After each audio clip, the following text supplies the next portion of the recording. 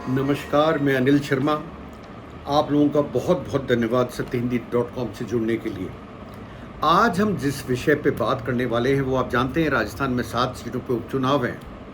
13 तारीख को वोटिंग है और आज आखिरी दिन है जिस दिन आपका कैनवेसिंग एक तरह से बंद हो जाएगी। आखिर हो क्या रहा है 7 सीटों पे, और ये 7 सीटें हैं कौन सी, और क्या कांग्रेस की पोजीशन है और क्या बीजेपी की पोजीशन है? क्या हमें कुछ सतह से पता लग पाया है या मुश्किल हो रहा है इस बार चुनावों को जज करना? देखिए, पहली बात तो मैं आपको बताना चाहूँगा कि अगर आप पहला देखें 7 सीटों पे कौन था। 7 सीटों पे आप देखिए, 4 सीटों पे कांग्रेस थी, एक पे बीजेपी थी, एक पे आरएलपी थी और एक पे बाप पार्टी थी। तो टोटल मिला के 7 सीटें थी। मेजॉरिटी कांग्रेस के पास थी। सीटें कौन सी थी? सलूंबर, झुंझुनू, रामगढ़, दौसा, देवली उनियारा, खीमसर और आपका 84। इन सीटों पे उपचुनाव होना है। कारण मैं पहले आपको बता चुका हूं, कई सीटों पे जो एमएलएस थे एग्जिस्टिंग, वो रिजाइन करके और एमपी बन गए, तो उन्होंने वो सीट रिजाइन कर दी और वो सीटें खाली हो गई। 2 सीटें ऐसी थी जहां के कैंडिडेट्स की डेथ हो गई थी, इसलिए वहां उपचुनाव हो रहा है। आपको ये भी बताता चलूं कि टोटल मिला के 69 कैंडिडेट जो हैं वो इन सीटों पे चुनाव लड़ रहे हैं। उसमें से 10 महिलाएं हैं और करीब 19,35,000 से ज़्यादा वोटर्स इन उपचुनाव में वोट डालेंगे। देखिए, उपचुनाव कोई बड़ी चीज़ नहीं होती जिसपे लोग इतना इंटरेस्ट लेते हैं, पर मैं मानता हूँ आपके चुनाव बड़े इंटरेस्टिंग है राजस्थान में, और उसके कारण कई हैं। आप कारणों में जाएंगे तो आप पाएंगे कि राजस्थान में 2 सीटों पे पर्टिकुलरली ऐसा कंटेस्ट हो रहा है जैसा शायद असेंबली के चुनावों में भी नहीं हुआ था, जो पाई पोल्स में हो रहा है। वो 2 सीटें कौन सी हैं? एक तो है दौसा और दूसरी है खीमसर। एक बार मैं आपको कैंडिडेट्स के नाम बताने की कोशिश भी कर देता हूं कि कौन कौन कैंडिडेट्स चुनाव लड़ रहे हैं। पहले देवली उनियारा की बात करते हैं, जो कि एक तरह से सवाई माधोपुर को टच करती है और आप देखें तो टोंक को भी टच करती है, और एक तरह से सचिन पायलट का गढ़ भी माना जाता है। वहाँ से जो चुनाव लड़ रहे हैं ट्रायंगुलर कॉन्टेस्ट है, क्योंकि 3 आदमी चुनाव लड़ रहे हैं। एक है नरेश मीणा, जो इंडिपेंडेंट के तौर पे चुनाव लड़ रहे हैं। कांग्रेस में होते थे, कांग्रेस ने भी उनको निष्कासित करा है। बहुत अच्छा चुनाव लड़ रहे हैं, मैं आपको बताऊं। नरेश मीणा बड़ी कड़ी मेहनत कर रहे हैं, बड़ा अच्छा चुनाव लड़ रहे हैं। दूसरे हैं आपके के सी मीना, जो कि कांग्रेस की टिकट पे चुनाव लड़ रहे हैं, और उनको सपोर्ट है पायलट का और हरीश मीणा का, जो वहां से एमपी हैं और पहले यहाँ के एमएलए हुआ करते थे। तीसरे हैं राजेंद्र गुर्जर, जो चुनाव लड़ रहे हैं बीजेपी के। देखिए, ये सीट जो है, अगर आप देखें, ये सीट है dominated by Meenas and Gurjars basically. तो इस सीट पे पायलट का भी दमखम काफ़ी है। अगर आप देखें, सचिन पायलट का दमखम है और वो लगा भी रहे हैं जोर यहाँ पर ये सीट आज की तारीख में ये नहीं बोल सकते कौन जीतेगा, क्योंकि नरेश मीणा ने जिस तरह से इंडिपेंडेंट होकर चुनाव लड़ा है, उससे कई समीकरण बदलते हुए नजर आ रहे हैं ऑन द ग्राउंड। नहीं जानते कौन जीतेगा कोई। देखिए, ना मैं भविष्यवक्ता हूं, ना मैं एस्ट्रोलॉजर हूं, ना मैं कोई और काम मतलब अगर आप मेरे से पूछें कि आप डिक्लेयर कर सकते हैं, ना मैं सेफोलॉजिस्ट हूं, इसलिए माफी चाहूंगा। दूसरे पे आता हूं, खीमसर। ये सीट वो है जहां पे मैं कहता हूं चुनाव बड़ा टिपिकल वे में लड़ा जा रहा है। हनुमान बेनीवाल सरकार को, बीजेपी सरकार को, भजनलाल सरकार को रोजाना चैलेंज करते हैं और उसका उत्तर भी बीजेपी की तरफ से आता है। यहां चुनाव किस किस के बीच में है, पहले ये जान लेते हैं। कनिका बेनीवाल, जो धर्मपत्नी है हनुमान बेनीवाल की, जो आरएलपी के सर्वे सर्वा हैं, जो एमपी बन के अब लोकसभा चले गए, वो चुनाव लड़ रही हैं। उनके बाद में मैं नाम लूँ तो वो वहाँ से जो चुनाव लड़ रहे हैं वो हैं रेवत राम डागा, जो कि आते हैं बीजेपी से। किसी टाइम में शायद हनुमान बेनीवाल के साथ हुआ करते थे, बट किसी टाइम में, पुरानी बातें हैं, इसमें बात करना। और कांग्रेस से है रतन चौधरी। देखिए, ये भी ट्रायंगुलर कॉन्टेस्ट है, और अभी ये सीट एग्जिस्टिंग आरएलपी के पास होती थी। हनुमान बेनीवाल चुनाव जीते थे, हाँ मार्जिन कम थी, पर चुनाव असेंबली का वो ही जीते थे और बाद में वो नागौर से एमपी बन के लोकसभा में चले गए। यहां चुनाव में जिस तरह की कैनवेसिंग हो रही है, मैं कहता हूं ऐसी कैनवेसिंग देखने को नहीं मिलती। यहां बड़ा जोर लगा रहे हैं, तीनों पार्टी जोर लगा रही हैं और मेरा मानना है हनुमान बेनीवाल तो अपना प्रतिष्ठा का चीज देख के उन्होंने जिस दमखम से यहां जोर लगा रखा है वो अपने आप देखते बनता है। और जिस तरह से वो सरकार को रोजाना चैलेंज करते हैं, अलग अलग टॉपिक्स पे चैलेंज करते हैं और सीधा कटाक्ष करते हैं भजनलाल के ऊपर जो कि यहाँ के मुख्यमंत्री राजस्थान के, वो बड़ा ही ऐसा लगता है कि चुनाव ही सिर्फ शायद एक जगह हो रहा हो, खीमसर में। तीसरी सीट की तरफ बढ़ते हैं, 84 पे देखिए पिछली बार राजकुमार रौत यहां से चुनाव जीते थे। वो बांसवाड़ा डूंगरपुर से एमपी का चुनाव जीते और लोकसभा में चले गए, इसलिए ये सीट खाली हुई। राजकुमार रौत किस पार्टी से आते हैं? बाप से। आप ये भी समझने की कोशिश कीजिएगा, वो भारतीय आदिवासी पार्टी से आते हैं। उन्होंने भी अपना कैंडिडेट यहां खड़ा करा, तो यहां भी ट्रायंगुलर कॉन्टेस्ट है। आप देखिए यहां पर बाप के अनिल कटारा हैं, कांग्रेस के महेश रोत हैं और बीजेपी के करारीलाल ननोमा हैं, के ननोमा नॉर्मली लोग बोलते हैं। तो आप देखिए यहां का चुनाव भी बाप के लिए एक प्रतिष्ठा का सवाल है और बाप पार्टी यहां पे जोर लगा रही है। मैं आगे बढ़ता हूं, फिर आता हूं सलूम्बर पे। ये ट्राइबल है, आप देखिए ये ट्राइबल बेल्ट है। जैसे मैंने आपको 84 बोला, 84 कंप्लीटली ट्राइबल बेल्ट है। आप समझने की कोशिश कीजिएगा, वहां पे ट्राइबल्स के अलावा पॉपुलेशन जनरल कम है। तो यहां पे सलूम्बर में कौन लड़ रहा है? बीजेपी से लड़ रही हैं शांता अमृतलाल मीणा। अमृतलाल मीणा कौन थे? जो विधानसभा का चुनाव जीते थे, पिछली बार बीजेपी से आते थे और वो उनका निधन हो गया, इसलिए वहां पे चुनाव लड़ा जा रहा है और बीजेपी यहां पर सिंपैथी कार्ड खेलने की कोशिश कर रही है। उनके अगेंस्ट कौन है?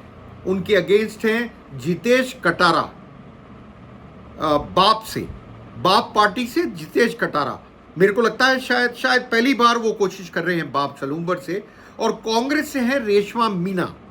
इन तीनों के बीच में टक्कर है, पर आज ये बताना बड़ा मुश्किल है जीतेगा कौन, क्यों कहीं ना कहीं मुझे लगता है फिर जो पूरा सेटअप है वो तीसरे आदमी बाप ने कुछ समीकरण को बिगाड़ा है किसी पार्टी के लिए और किसी के लिए सुधारा है या अपने लिए सुधारा है। ये तो देखिए चुनाव के नतीजे बताएंगे। आगे बढ़ता हूं, झुंझुनू।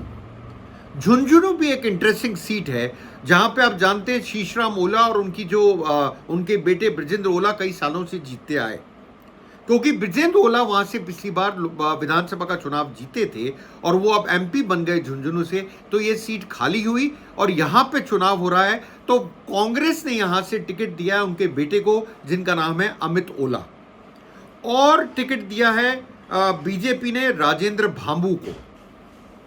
पर यहां भी ट्रायंगुलर फाइट है, उस ट्रायंगुलर फाइट ने काफी कुछ समीकरणों को बदल दिया है। देखिए बड़ा इंटरेस्टिंग चुनाव है राजस्थान में, आपको बोलूंगा, लोगों को लगेगा नहीं पर बड़ा इंटरेस्टिंग चुनाव है। और आप देखें तो जो यहाँ पे जो इंडिपेंडेंट खड़े हुए हैं वो हैं गुड़ा, राजेंद्र सिंह गुड़ा। अब ये गुड़ा कौन थे? ये अशोक गहलोत कैबिनेट में मंत्री भी होते थे, बाद में छोड़ दिया। कई लाल डायरी का आपको याद होगा जिक्र करा इन्होंने, लाल डायरी पे काफी हल्ला मचा।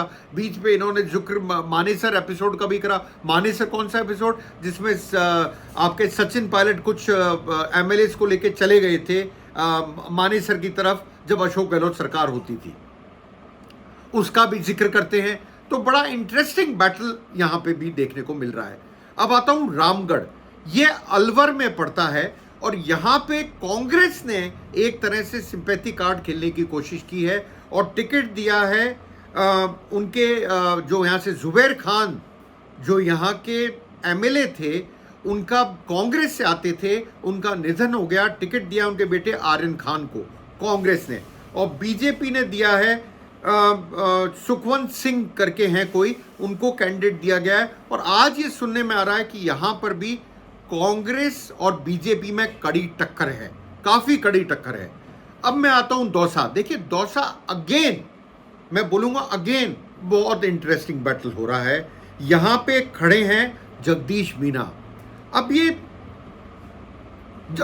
Jagmohan Meena, not Jagdish Meena, I am sorry, Jagmohan Meena. Jagmohan Meena कौन है? जगमोहन मीणा भाई हैं किरोड़ी लाल मीणा का। किरोड़ी लाल मीणा कौन है? किरोड़ीलाल मीणा वो हैं जिन्होंने राजस्थान के कैबिनेट मंत्री से रिजाइन करा था, कब? करीब जुलाई में। और उसका आज तक पता नहीं वो मंत्री है नहीं है, पर मैं मानता हूं कि शायद रेजिग्नेशन भी इसलिए करा था कि प्रेशराइज करा जाए और अपने भाई को टिकट दिला जाए। ये लोगों का मानना है, मेरा नहीं है। लोग ये मानते हैं कि शायद कहीं ना कहीं किरोड़ीलाल मीणा का ये प्रेशर टैक्टिक्स थी जिसने काम करा और अपने भाई को टिकट दिला पाए और वो वहां से चुनाव लड़ रहे हैं। उनका चुनाव किसके अगेंस्ट है ये भी देखिए। ये सीट भी पायलट के लिए बड़ी इंपॉर्टेंट सीट है, सचिन पायलट के लिए, क्योंकि यहां पर गुर्जर पॉपुलेशन काफी है। दूसरे या तीसरे नंबर पे मीणा आते होंगे और ब्राह्मण आते हैं, पर ये पायलट के लिए जरूरी है और साथ में भजनलाल शर्मा के लिए भी जरूरी है और किरोड़ीलाल मीणा के लिए भी जरूरी है, क्यों यहां पे ब्राह्मण पॉपुलेशन अच्छी खासी है। इसलिए किरोड़ीलाल मीणा ने बीच में दो बड़े अजीब सी चीजें करी। उन्होंने एक तो नाम लिया भजनलाल जी का कि ये मेरे लिए ही नहीं है, भजनलाल जी के लिए भी जरूरी है सीट जीतना, क्योंकि उनके ऊपर भी काफी चीजें आएंगी इसके ऊपर, क्योंकि वहां पे ब्राह्मण पॉपुलेशन है, इसमें कोई शक नहीं है। और बीच में वो निकल पड़े, भिक्षाम देही बोर्ड लगा के गांव में घूम रहे थे। किरोड़ीलाल मीणा अपने भाई के लिए वोट मांग रहे थे। इसके साथ जो इनके अगेंस्ट जो खड़े हैं वो हैं बैरवा, ओपी बैरवा, जो कांग्रेस ने खड़े करे हैं, वो वहां से खड़े हुए हैं। मैं मानता हूं मुकाबला टफ है। अब मैं आता हूं कि कांग्रेस की इसमें पूरी, देखिए कांग्रेस को एक चीज मैं मानता हूं, जीता हुआ मैच हारना बहुत अच्छा आता है। जब चुनाव डिक्लेयर हुए थे तो ज्यादातर लोगों का मानना था कि कांग्रेस ज्यादा सीटें लेके आएगी।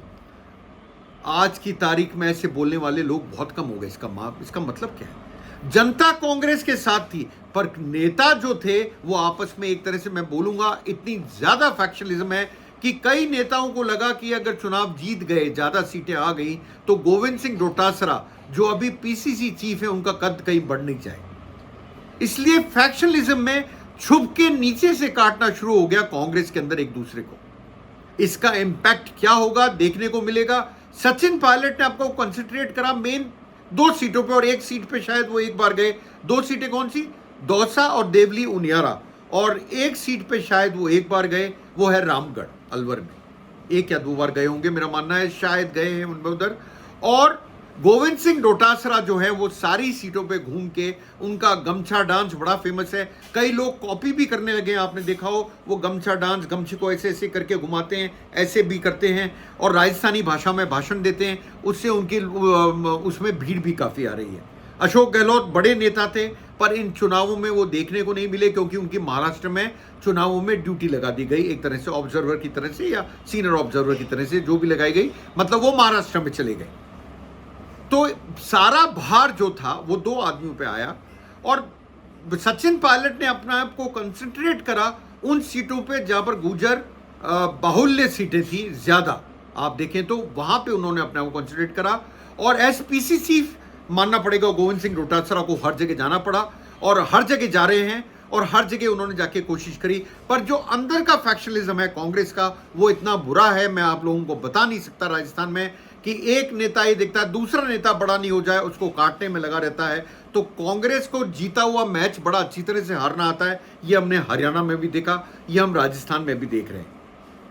क्या बीजेपी में भी अंतरकलह है? हाँ, कुछ जगहों पे है, पर बीजेपी कुछ हद तक कंट्रोल कर पाई। और मैं बोलूं, इसमें अगर बीजेपी का रिजल्ट अच्छा आता है तो फायदा किसको होगा? अंततः वो होगा भजनलाल शर्मा को। कांग्रेस को लोग वोट देना चाहते हैं, ये मैं आपको अच्छी तरह बता सकता हूं, पर कांग्रेस का इलेक्शन मैनेजमेंट इस बार बहुत पुअर है। सिर्फ इसलिए है कि कहीं दूसरा नेता बड़ा पावरफुल नहीं हो जाए।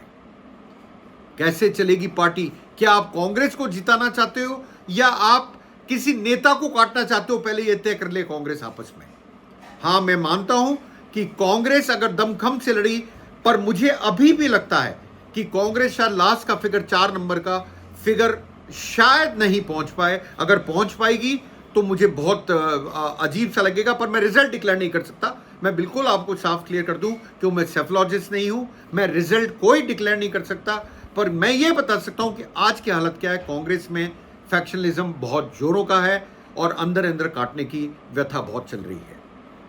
आप लोगों का बहुत बहुत धन्यवाद मेरे से जुड़ने के लिए, और मैं चाहूँगा आप सत्यहिंदी.com को सब्सक्राइब करें, लाइक करें चैनल को, और आपसे मिलता हूँ जल्द नए वीडियो के साथ। बहुत बहुत धन्यवाद, शुक्रिया।